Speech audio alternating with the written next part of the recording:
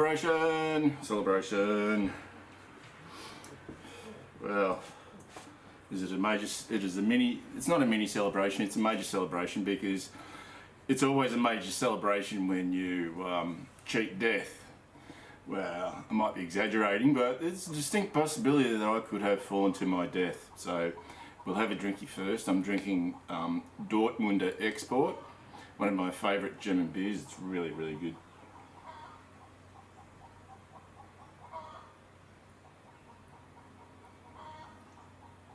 One of the other reasons I'm having a beer is because I am sweating like the proverbial. Yeah. So anyway, I did not film me climbing up that palm tree. And I'll show you the palm tree, you'll see it. Now I'll tell you why. Oh, look at that, I chopped the end off my wedge. I did not film myself climbing up that palm tree because there was the distinct possibility that I would fall to my death. And the last thing that I wanted to do was film my own death. Alright? Not something I wanted to do. I mean, I am exaggerating to a degree, but there's the possibility. It's not beyond the realms of possibility because number one, I'd never climbed a tree before, any tree, ever. I mean, you know, when you're a kid, yeah, you climb trees, but not using the gear, right? And I'll show you the gear. Pardon me. Never climbed a tree.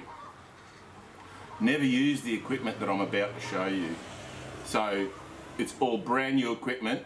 Some of it is budget priced, like the harness, the two flip lines that I've got, and the safety line are all Vevor. And some people might say, oh, cheap Chinese rubbish. Well, I can tell you right now that the stuff is, it's got all the appropriate safety ratings and everything. And I mean, I check out gear. You know what? I do work at heights sometimes when in my job, a lot of times, and I know how to inspect equipment, and I can tell equipment that is no good, and all of this stuff from Vevor is good, except for one piece of equipment which sort of it cut down the amount of time that I was up the tree just because of how uncomfortable it was, but I can fix that. That's not a problem. So we'll start off. So I climbed up this palm tree, and I'll show you the start of the footage so you can see how big this palm tree is. So here you go.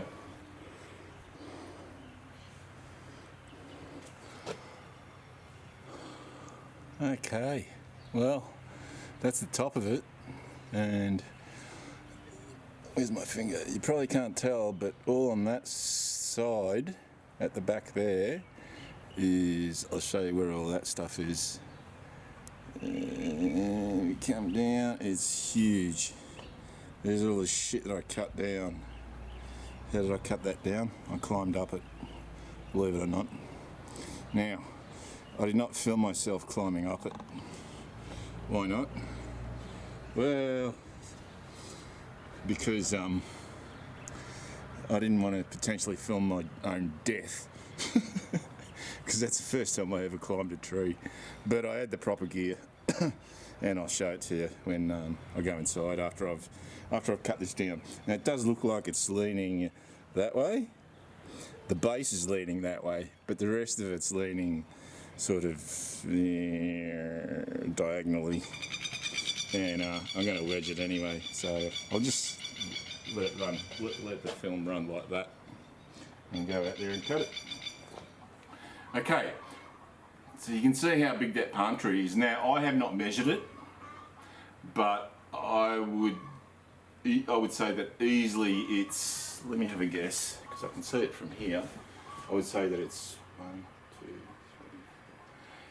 3. Yeah, it's at least 10 metres, all right, which is 30 feet, at least. at least, and that's what's on the ground. It's at least 10 metres. So, or I might be, you know, just, and you think 30 feet, well, that's not very high. Let me tell you, there's one thing looking at a tree, well actually, even from down on the ground it looked high. But again, heights, when you're actually up there, yeah, it looks a lot higher, let me tell you.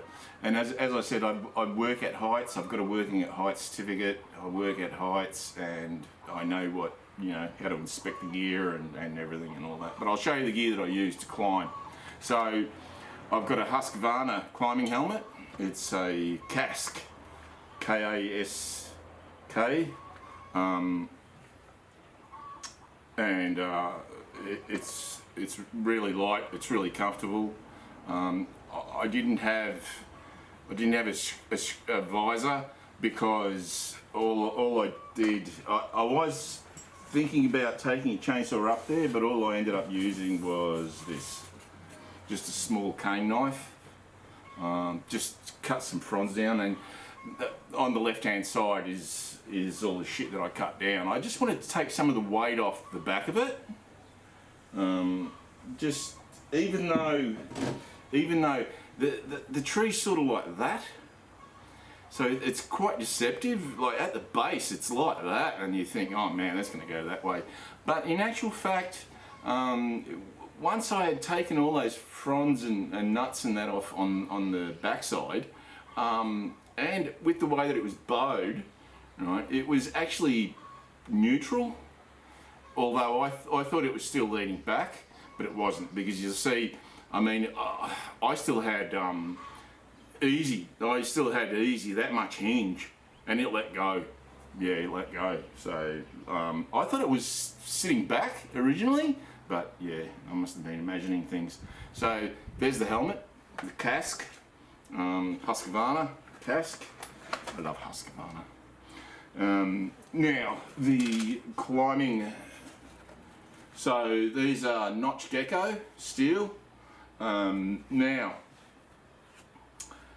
these cost, yeah, like $600 or something like that. I don't know. I got them on a discount. I think I got them for about, yeah, for under 600.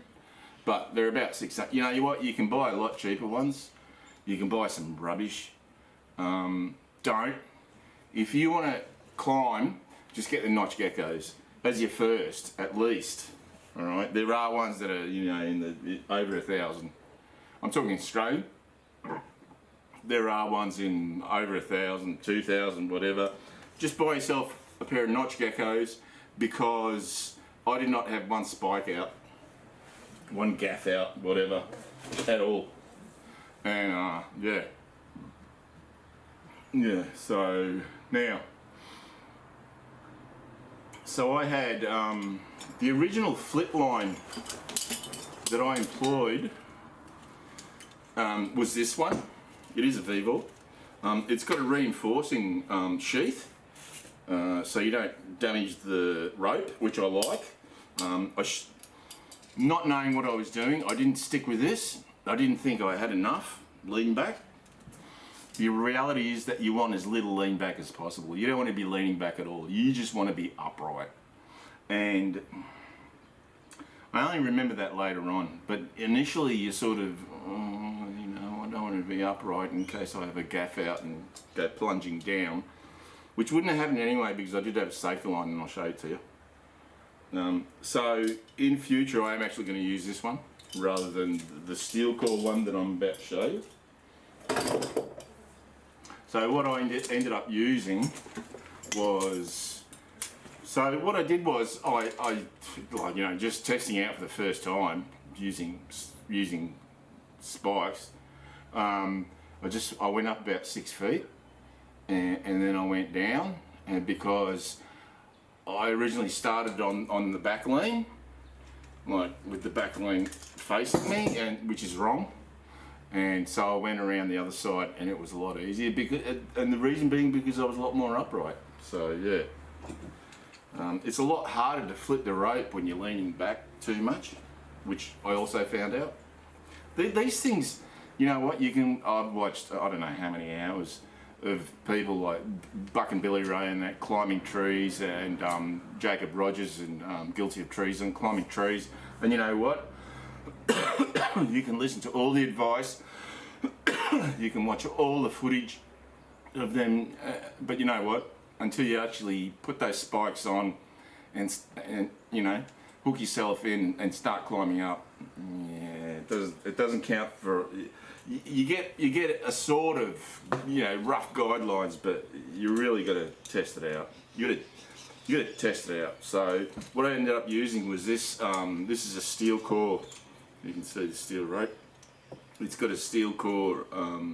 This is like really good. Yeah, so I highly recommend it. There's no way that was going to bust. You know, steel core rope, and it's like 10 mil of steel. So yeah, that's what I ended up using. But I'm probably going to use the other one just because it's probably going to be a lot quicker. Now that I know what I'm doing, sort of.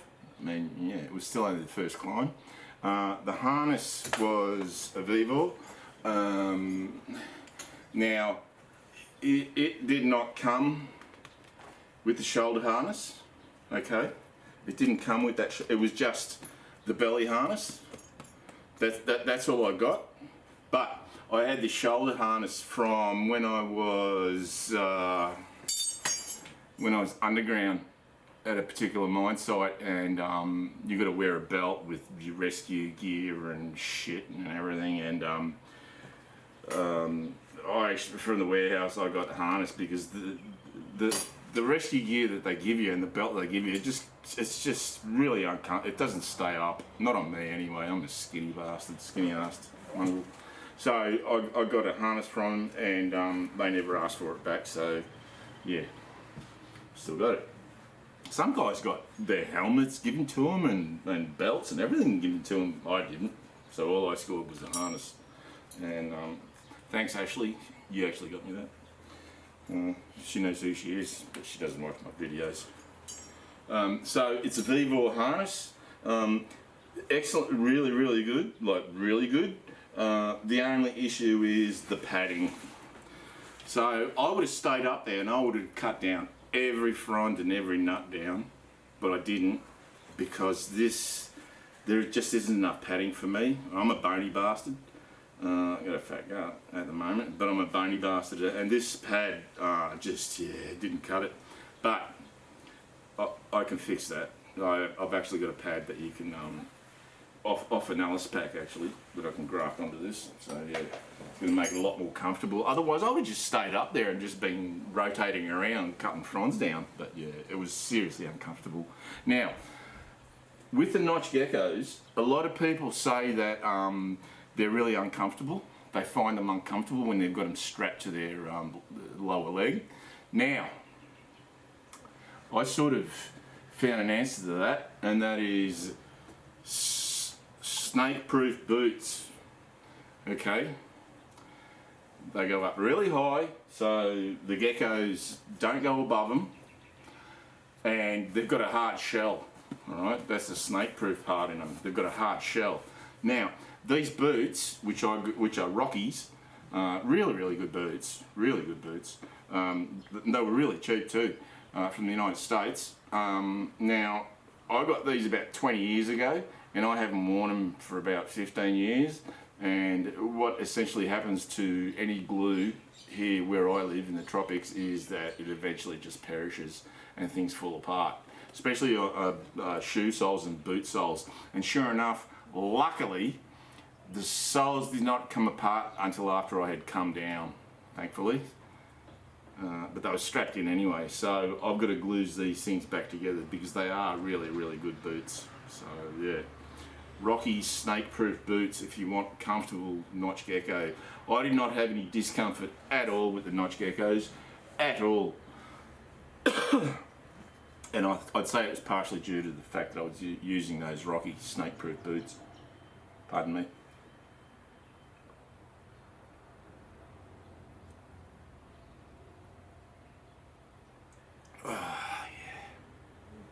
Now, the safety line, oh god, it's 150 feet of it. Man, it's heavy. Oh yeah, this is quality, this is shit. So this is a Vivor as well.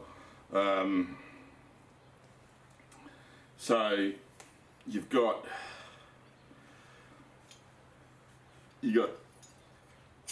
two-way. Everything's two-way. Nothing's three-way. And you'll know what I mean if so with what I was doing was just looping it around on itself. Hey, come on. I was looping it around on itself, around the tree, like that, and then that was obviously the full arrest.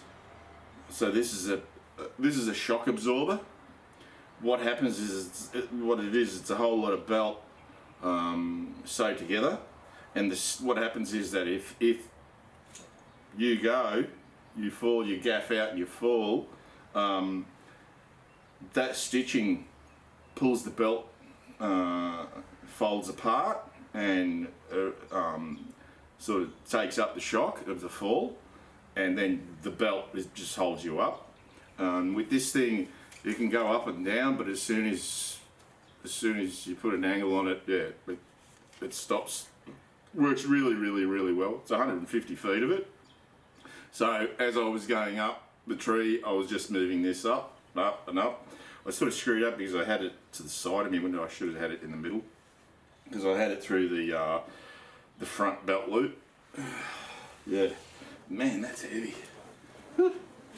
That is like, yeah, that's 150 feet of really heavy rope. See that? Yeah. So cheers. So I'll show the rest of the footage of me cutting that palm tree down. It's sort of in the shade, so I don't really know how it's going to come out. I haven't even looked at the raw footage of it yet, so I'll show you that.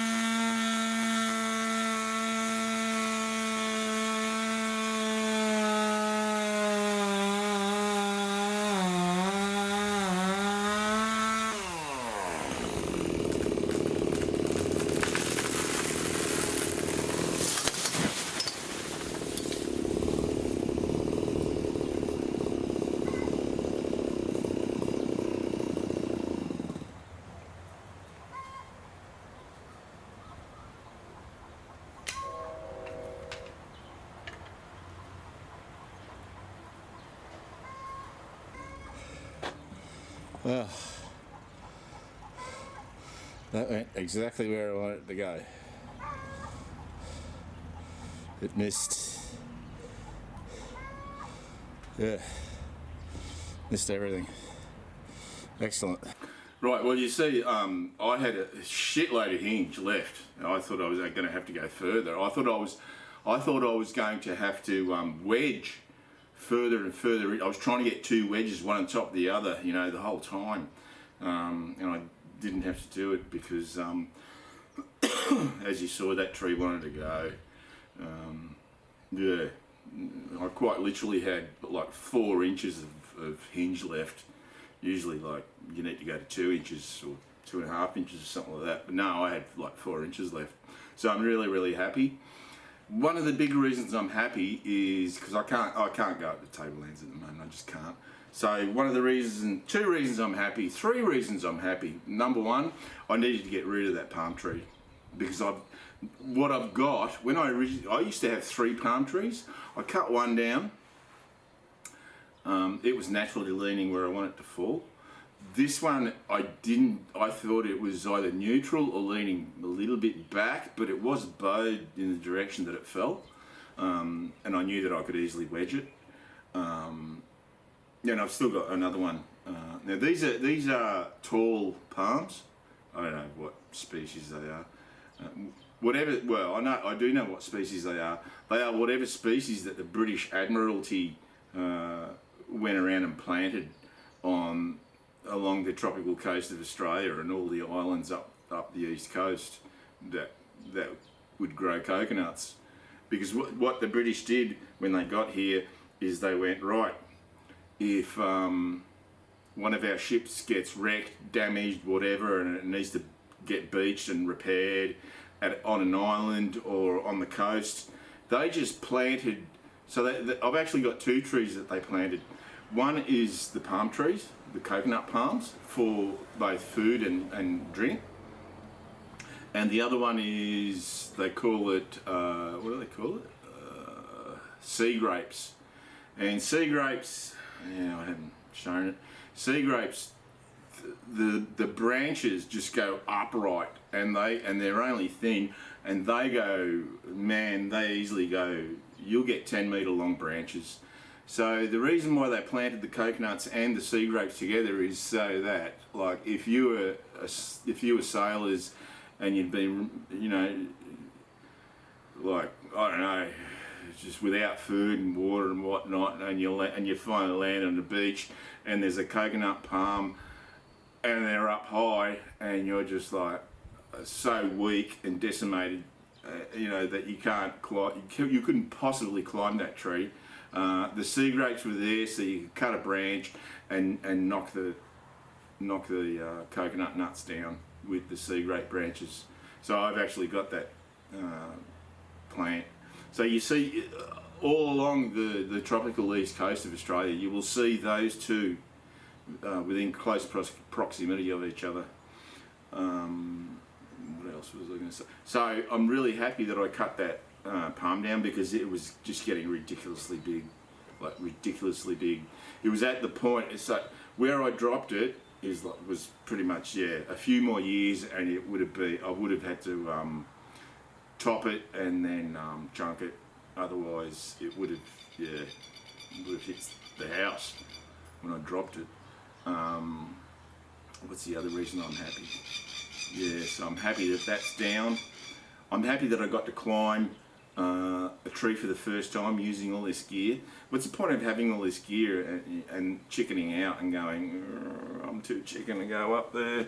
No, I wanted to go up there. You know what? I was originally going to get my neighbour Von to film me climbing, but you don't know. You don't, because I'm not scared of heights, but I don't like being up high.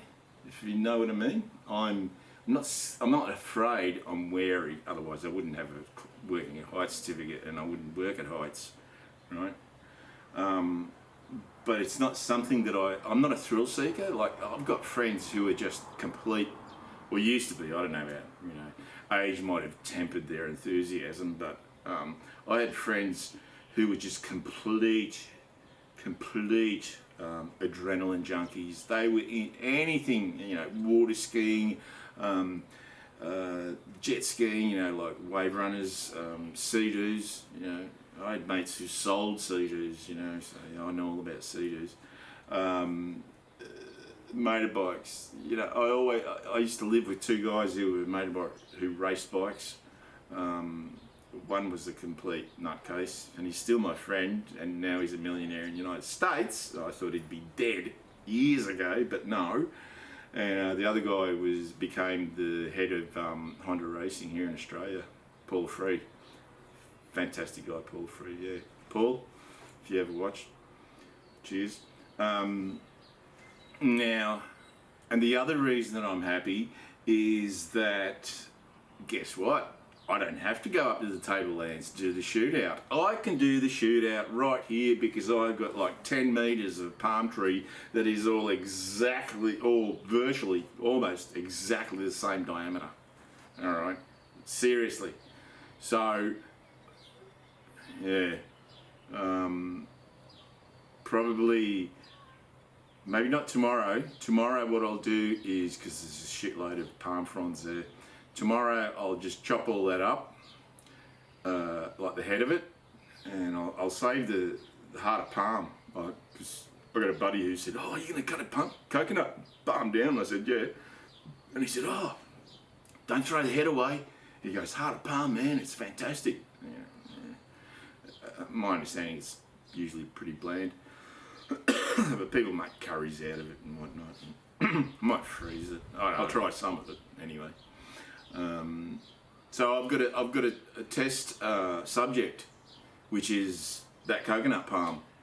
It is I've got like almost 10 metres of exactly, well no, probably not 10 metres. I've probably got 9, probably not 8 or 9 metres of exactly the same diameter log.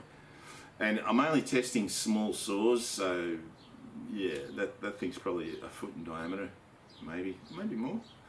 Yeah. So I'm really happy. I'm finally going to get the shootout done. Yeah.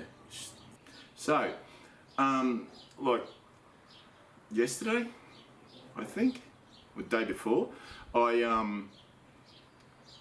had a go at tuning both of the 372s, the big bore and the other one that I did, the XT to XP conversion, and I got them to where they just sat there and idled. And the throttle response was great. They didn't bog. Fantastic. And also, the saw that I used there to cut that palm down, the really way out ported G260, I had that so that it would just sit there and idle. And for some reason, yeah, and you saw it there, it after a while, it took a while, but it would die. Yeah, clearly I haven't got the low end right. I don't think I've got the low end right. Yeah, I mean, quite possibly I've got the idle too low. I think I think both. I think the low end I need to go about 1/8 of a turn, and the idle I need to go at about 1/8 or 1/4 of a turn. I'll see how I go. Well, we'll see. We're going to see in the shootout. So I've been rambling on way too long, but I'm really, really happy because I climbed a tree for the first time. I cut down that palm tree, and for the second time, well, at least the second time, I dropped the tree exactly where I wanted it to go. So my judgment is obviously okay if I'm predicting, well, this is where it wants to go, and you know, if I leave a 4-inch hinge and it goes, even though I've got wedges in it, clearly that's where it wanted to go. So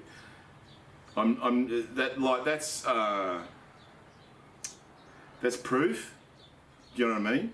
That's proof that I'm starting to learn and actually know what I'm doing, as compared to thinking I know what I'm doing because I watched a shitload of YouTube.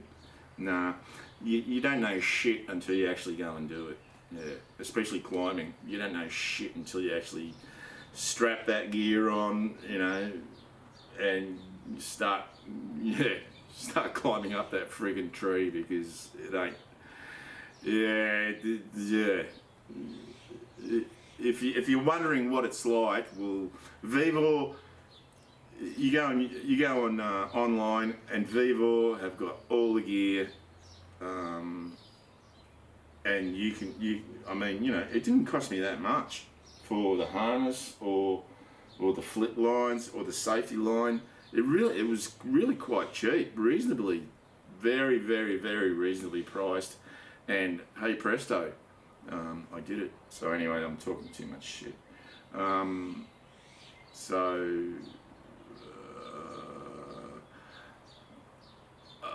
First and foremost, I need to get rid of all the head of that palm, all the palm fronds and everything. So I'll have to do a garbage run tomorrow, and then, which is Tuesday, and then Wednesday I'll probably do the shootout. Yes, gonna do the shootout. Do you hear that? Not gonna have to wait weeks. I'm finally gonna do the shootout. So in a couple of days, see you later.